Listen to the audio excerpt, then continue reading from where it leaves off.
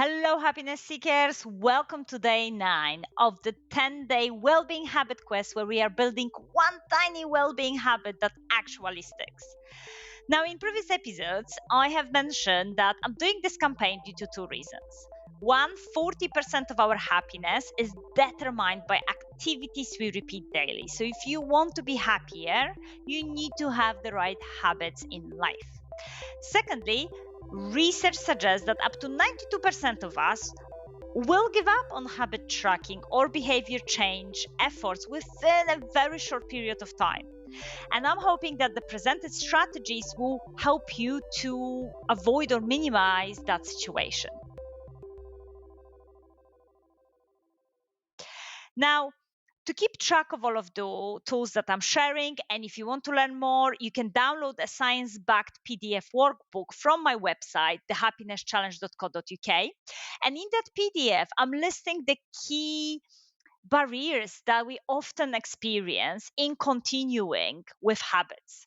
So, when researchers actually looked, why is it that we are giving up on those habit tracking? It's clear that one of the reasons is because when we miss habit or when we stop for some time for whatever reasons, we are not very nice about it to ourselves. We feel guilty, we feel ashamed, we feel we are not good enough. So today's episode is about what happens in those situations. Because frankly, by now, it's very likely that you had an imperfect day, maybe you completely skipped your habit, maybe you have stopped altogether and you're thinking, well, I'm just listening to this, but I'm not continuing anymore. That's it. I tried, didn't work out.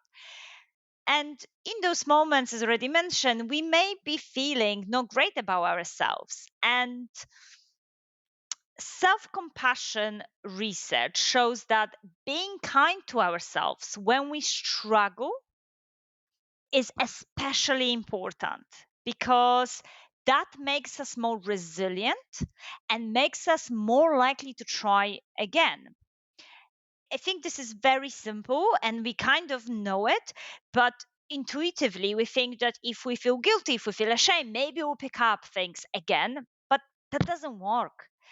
What works is absolutely understanding that yes, this has happened, this is a human thing, and I'm going to be kind to myself about this, so I will more likely to continue. So Kristen Neff is an incredible researcher on self-compassion, and she says that what matters is returning, not perfection. So if you missed a day, do the 1 minute version today and use this simple script to stop your negative thoughts and negative self talk. Say, well, it's a human to miss a day. It's a human to mess up. It's a human not to continue with something for some time. I'm learning. What is one kind step that I can take now?